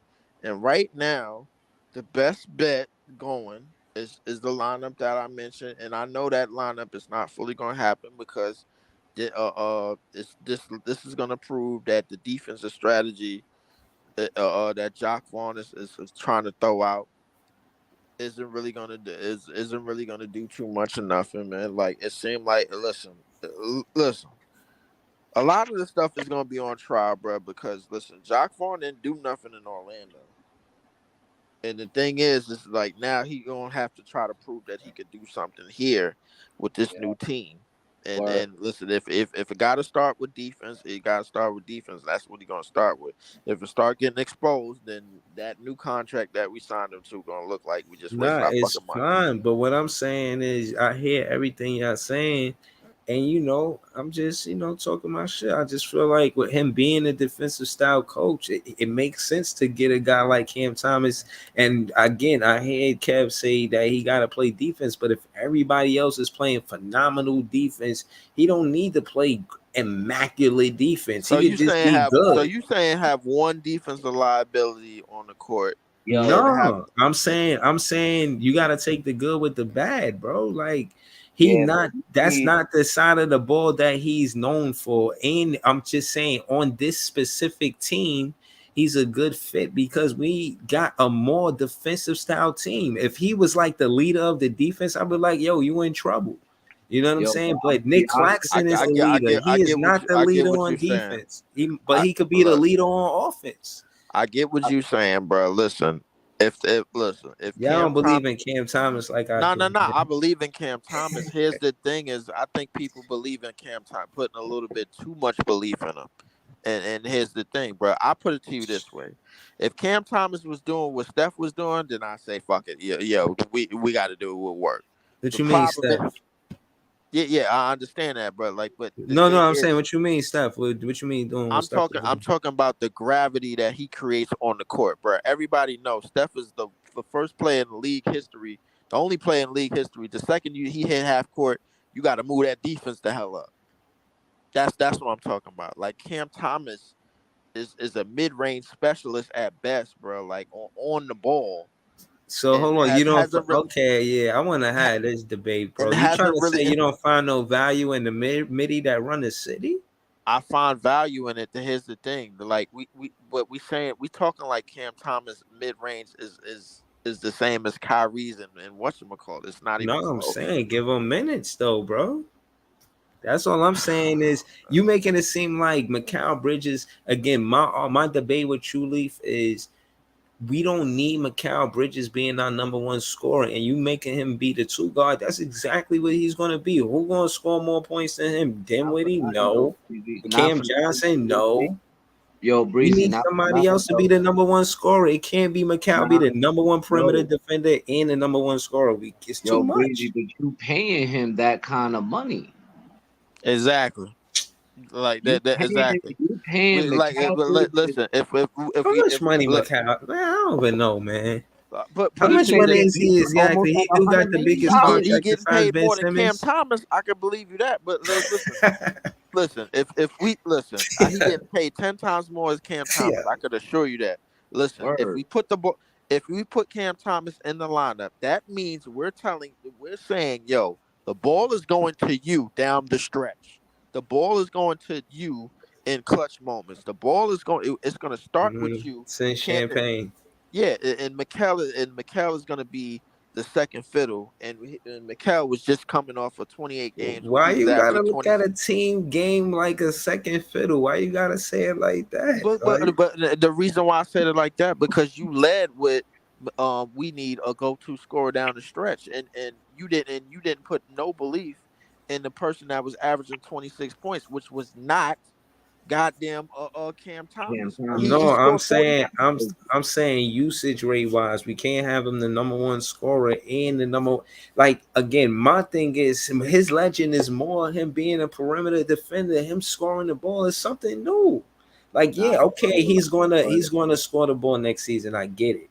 You know, everybody got expectations in being an all star, but let's not forget who he was. I seen that when it was a play at the last end of the game and fucking Trey Young hit the jump shot on him, man. I was tight because Yo, That's I because he want fell to hold the on. I face. just want to Yeah, say this yeah, last I thing, Kev. understand I that. want to see him win games because he's playing defense, not because we need him on offense. We're gonna yeah. win because we need him on defense, not on offense. Is what I'm trying to get at. It Nah, make I hear that. listen. Everything that you saying make a good amount of sense theoretically. However, you are telling me that Cam Thomas, who you are paying twice as less than Mikael Bridges, you want him starting at your starting two guard in this league. Mm-hmm. In this league, Mm-hmm. night in or night out, bro, and you want him to be one the either the go to or the second go to option on your team, just to give just to put Mikael Bridges back to what he was on the Suns. No, Yo, no, no. What I'm and saying can is, I add to that go though? ahead, Kev. I want to hear what Kev gonna say. Can I add to that lead? Because not only are you putting him in front of your second highest paid player, in Cam Johnson. Exactly. That's So another guy. That's okay, another go-to guy. So you putting Cam Thomas in front of your number one and your number two player. to be honest, I look at them like a duo. You know, I Yeah, you do. can't put Cam Thomas over your duo, bro. But nah, I look at them like a duo. Like for instance, the way we run our offense, I don't think that. I think they would do it that way, where it is a duo between them two. But again, I Those think are your two also, and highest that paid look, two players. things. Listen, what I'm saying is two things could be true. Like, yeah, they're gonna do that. I get the duo is going, it's gonna work. That's like really the core of our offense. But Right. besides that, we need something else. You know, teams are gonna catch up to that. Like, we gotta have more than one way to score. And we know we're gonna get 20, 25 from Cam Johnson and Mikal Bridges. We know that. But where does Cam Thomas fit in all this based on what we've seen in the seasons I prior? don't even know. I don't know. I don't know where Cam Thomas Then fits and all that. trade him, man. Like, stop, man. Let All that right, young yeah, man but shine. To yeah, be honest with you, you it's got to gonna remember. be Just last stream, we was talking about getting Tyler Hero and starting him. Yeah. Like, come on, Giving like him a big contract. He been here for 1 year. He don't know how things go. He don't even know where to get the best chopped cheese at. Stop it. Yo, bro, uh, the battle for the two guard spot is gonna be between Cam Thomas, Jalen Wilson, and that kid that y'all signed from the Lakers. Lonnie. Yeah, Lonnie Lonnie. Walker. Yeah, I think that might be the battle of Listen, number two. I put it to you this way. I think people is blowing up them Cam Thomas 40-point games more than what they supposed to. Like that's just me. I'm happy that he scored 40. Listen, I'm happy that he is a scorer. Yeah. However, you are putting him in a starting role and telling Mhm. and putting the ball in his hands before your first and second options. Strategically. No. That's not. Again, I don't argue with the duo. Let them have at it. Let the duo do what they do. But when it be starting to become redundant and we need something fresh and new, be creative to keep the defense on their heels. Yeah, you put insert Cam Thomas. Pause. You And let you still got to remember who's gonna be running the ball. right, Spencer Dinwiddie. Dinwiddie. Right. So that's which another which I option. do not approve of, bro. Like this, No, of course not. Of it's a course, shit I'm pretty show, bro. sure You he's going. basically slowing the ball down, and Chill. then you basically got your backcourt is going to consist of Dinwiddie and Cam Thomas, who need the dribble, who basically need the ball in their hands. Word. Listen, you can't double team Dinwiddie or Cam Thomas in that situation. I seen Spencer say he working on his catch and shoot. So again, if they try to double Cam Thomas, you're gonna have Spence right there. You know what I'm And saying? Putting pressure on the perimeter. Spence Ben knew how to catch and shoot. Did you see him in Dallas? That's all he was doing was Right. catching and So shooting. again, you can't double Cam Thomas. You put him on an ISO situation when you don't want to go to the But duo. Cam Thomas is not that good of a passer. Go. Who say he passing the ball? See, this is when y'all got it mixed up. I ain't So never you said telling nothing me when about he get Cam the ball, Thomas. he in scoring motion all the time. Nah, Yes. but you need him, bro. In order for you to really like work on to get to the next level, bro, you need to know when you need to pass Yo, that route. Breeze, you gonna fuck around and get some of these niggas fired, bro. I ain't gonna lie Yo, to you, fact. bro. Like He already got nah, Steve you Nash already fired. you're already nah. gonna listen. That, You gonna if mess Steve around and get Nash some. would have watched Steve my Nash ain't know vlogs, what he he'd was still doing have a now. job in the Yo, NBA right leave. Yo, leave. Sean Marks is on thin ice if he keep listening to Yeah, Breezy. I'm trying to tell you. If he tune into this, if he tune into this shit this shit meant you spitting, bro. Like yo, Sean Marks is losing his job in 10 days, bro. He out of a job. That nigga would be Listen, sent home. if I Yeah, can hear, if he ever watched this, listen, you did what you did this season. It was nothing hasty in this off season. The biggest thing that happens with the GMs is a lot in the off season. Everybody was going on about the off season like it was a big hype about it. So again, all of the miss, all of this, Sean Marks didn't do nothing hasty. All of the moves seemed calculated. Everybody wanted a Joe Harris trade. Don't start acting like y'all miss Joe Harris, man. Don't even do it.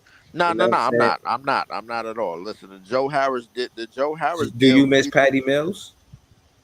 Not really, bro. He wasn't getting Do you playing time. sleep at night because Seth Curry not on the team? No, no, I listen. will say I I sleep will say very this good at though. night. That listen, You but I see will what I'm say this saying? though. Like, here's the thing. Here's the thing. Your question is Cam Thomas in the equation. Remember, we gave up all of those three of those players. When we gave up Joe Harris, we freed up about 19 to 20 million, I was gonna and then say right that. and then the very next day we paid Cam Johnson 100 mil.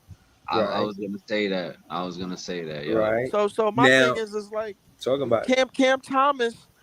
It go back to your question. Cam Thomas is not in an equation. He wasn't in the equation until Game 3 of last year when we felt like we need to play him, and then he wasn't in an Whose equation. fault is This that? off. Listen, Is it Big Fan Breezy fault? If it no, it's was up not. to me and they listened to my vlogs, they would have put Cam Thomas in the game. And guess what would have happened? Y'all We would would have have lost. won. Look. You know But why y'all lost? Y'all you know, lost. Yo, he scored. Yo, breezy, he went. breezy. Y'all had like he had like 4 40-point games, and y'all went 1-3. Yeah, but Exactly. but again, that being said, everybody blamed Cam Thomas like he was supposed to do more than what he did. You trying to say none of the other players are supposed to step up and do something? The I'm guys been Like saying stepping what I'm up. saying is he scored 40 points. What more do you want from me, man? you asking Cam Thomas what your plan is to start Cam Thomas and start him in games where we're playing against teams like Milwaukee, who is starting Drew Holiday, or starting against a team like the Chicago Bulls, who is starting Alex Caruso, who just made all these. These are who you want him to start against, as opposed to playing against players off the bench like Tyler Hero was doing.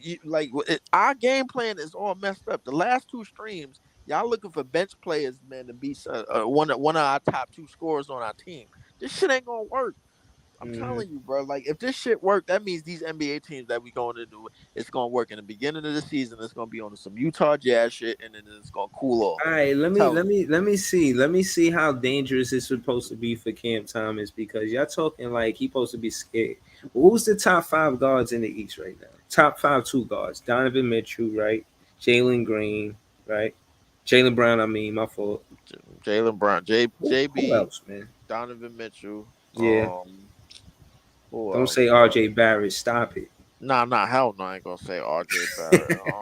Listen, RJ Barrett could be up there. He be I'm gonna putting up. just He ain't give no you guard. top five guard, top five two I'm gonna guard. just give Hell you no. guards. I'm gonna just give you guards in general. All right, Jalen Brunson, Drew Holiday. Jalen Brunson, bro, he's a point guard. All facts. I understand It's that. defeating my whole point because Cam Thomas is a two guard. I'm not even debating about a point guard. But what you think is gonna be happening on defense when they see Cam Thomas on the Like court? who's going to lock up Cam Thomas in the East? That like these teams is not locking up Cam Thomas like that. Like he could start at two guard You and wreck really shit. think Cam Thomas could take on starters in this league? Yeah, It's crazy. I don't see what's such the pushback. Like He you know, dropped 40, like, bro, Oh, on bro, teams like that was Quentin resting Grimes. players. Quentin Grimes be giving, and he doesn't put up crazy numbers, but defensively, bro, he be giving starters problems, bro. see what So I'm saying? I What? don't know, man. I don't know. Like Alex Caruso just made first team all defense. He's a starting two Like guard in this league. facts. Like I really think that Okay. there's some guards there that be giving starters trouble. But Drew Holiday, Chicago was Drew, trash, bro. Drew Like Holiday. he was a good defender, but they was losing games, bro. We Yeah, don't need I another defender understand like that, but Caruso. We need a here you scorer. go, here But you go. Drew Holiday's a Well, point guard, ain't he? hold on. Is Well, Cam Johnson such a dominant defender, bro? Stop it. Cam Johnson. Here's the thing. Here's the thing that you all over the place right now. Here's the No, I'm thing. saying y'all making it seem like to be in Jacques Vaughn roster, you got to be such a dominant defender. And I'm like, Cam Johnson is alright, he good, but he not like the oh my goodness defense. Like, oh, this guy is smothered. Like, nah, man, You it's good absolutely right, defense. but he also just got 4 years, 100 million, so he's certified a starter in this. Like, no matter which way you cut it. Right, but what I'm saying is Cam Thomas could be in a roster, and y'all knock on him is the defense. No. You want Cam Thomas as a starter, bro. Yeah, I don't mind Cam Thomas on the roster. You You want want to him say next starting. season. You want him starting, bro. Like this shit. This is bro. You won't fuck around and get some of these niggas fired, bro. I'm gonna find a stat, and I want to see you debate Yo, when teams win the first quarter, they win the game majority of the time. Cam Thomas is a bucket. We got Cam Johnson, Cal Bridges. You put Cam Thomas and Spencer Dinwiddie and Nick Claxton there. Like, all right. So if it's not Cam Thomas, and I'm not debating you guys, you got Lonnie Walker there. And Lonnie No, Walker, what he shooting from three? He's shooting. Is he lights out a shooter from no, three? Like, Lonnie, no. Him and Lonnie are not starting, bro. and No, you saying okay, DFS, and then who's coming off of the bench for Clax if DFS is starting? That's my coming debate coming off the bench for classes, Dayron Sharp. for Clax. Yeah, he been coming off the bench for him. So That's our only other big. so who the power forward then? The power forward is probably gonna be Royce, or what? It's probably gonna be Royce because he was playing the 4-3 men are at some point anyway, bro. Nah, Royce is a power point guard, man. Probably, yeah, he probably more of a 3 to a point, like whatever the hell he is. But I feel like you're gonna put. Listen, I understand your strategy, man. Listen, you know what? Yeah, Let's say I do co-sign your strategy, bro. Like, listen, yeah. at this point, look, all right, Hypothetically, you got Claxton, you got Cam Johnson, you got Mikal, you got yeah. Can't, whatchamacallit, yeah, and Cam you Thomas. got and you got Dinwiddie running the show, bro. Like, listen, let's just say this shit work. What's Yeah, the starting 10 the first 10 games of the season, bro? How are we starting? What's our record after the first 10 games with the start lineup? I ain't Oh, gonna cap. I was, here come his Watch it, outrage. yeah. There's gonna be some outrageous shit. It's You gonna 20 get and me right? 5. 20 and nah. 5. Shit. That team. I said 8-2. I ain't gonna lie. 8-2. Oh my 8 god. and 2. You meant to say 8 eight and and 2. two. Oh Right. shit. Give Hey, Cam Thomas the damn ball, Kobe voice, Nigga man. said give Cam Thomas the damn ball and screw. oh, Oh my god. man. Listen. Oh, I'm gonna let y'all go, man. My battery about to die. Yeah. My battery about to die listening to this shit too, bro. Like, I ain't gonna lie to Yeah, you. I'm funny, But man. Y'all, listen. y'all have a good night, man. All Yeah, right, bro. nah, have a good one, Kev. Yeah, All but right. listen, Shout to Leaf, Breeze. If somehow, some way, we start 8-2 with this team, bro, like it's still not really gonna say anything. Cause here's the thing: the Utah Jazz was the first team to 10 wins a year ago. What happened to them? They ain't even make the. Listen, like I'm telling you, teams is just not gonna allow Cam Thomas to just go off and be in the starting lineup and allow us to get away with starting Cam Thomas and try and get a victory off of it. They're not gonna allow that, bro. It's I just don't know, not. It's man. not going. It's not going. Listen, it's not me hating on Cam Thomas. Cam Thomas is exceptional, bro, for his age, bro. Mm. But here's the thing, bro. It's levels to this shit, bro. Like, you listen. You can't just be a He good gave Paul player George on the work. ball. I understand that, and listen. It's a lot of niggas that ain't gave PG work since he been on the slippers, bro. Like, it is what it is. Mm. Look, you can't just have just one layer to your game, and that's all right, yo. I got the ball in my hand for him. I'm ISO, and that's that. All right, cool. Let me get a small pick and roll, and I'm scoring off of that. Because it seemed like every time he get the ball, like, yo, he putting a shot at, or if he's standing still, man, he just gonna pass the ball. I listen. We gonna look for him to create. It's levels to becoming a great offensive player, which I think he has the capability to become. You got to play off the ball. You got to be able to create, hit, and make the right passes, make the key passes, make them passes in the right windows. Create for your teammates, man. Listen, be extend your range at all times, man, which he can do. Play off the ball, everything. One dribble, quit. One dribble, pull up. One dribble. All right, get to the lane. Play in the open court. It's a whole bunch of ways, bro. Like, and I just Yeah, think listen, man. Cam Thomas doesn't have all of that in his repertoire right now, bro. He Listen, doesn't. man. You know what? I'm gonna call it a night too, man. Because there's no way I'm convinced Leaf tonight that Cam Thomas should start at two guard. I'm The only convinced way you that. gonna convince me, bro, is if we go if the first 15 games we win at least 11. Yo, man, this was what happened when you pull up to this page. Sometimes you're gonna see Nets fans go at it, man, but it's all love, man. Shout to Yeah, Barry, definitely. shout to KD. He's a Let me get KD my shit fan. on the charger, bro. Like, my shit about to die now. I'm out. All right, shout to Leaf, man. And that's another story. Shout to all the Nets fans. Shout to Kev. Shout to Ron C. Shout to Andre B. who's in the chat earlier. Shout to all of the fans all over the world, man. I was trying to think of a name of this page, man. I was thinking, you know, uh, fan to fan. Let's have a conversation, fan to fan. Uh, you know, I don't know. Thinking of something catchy.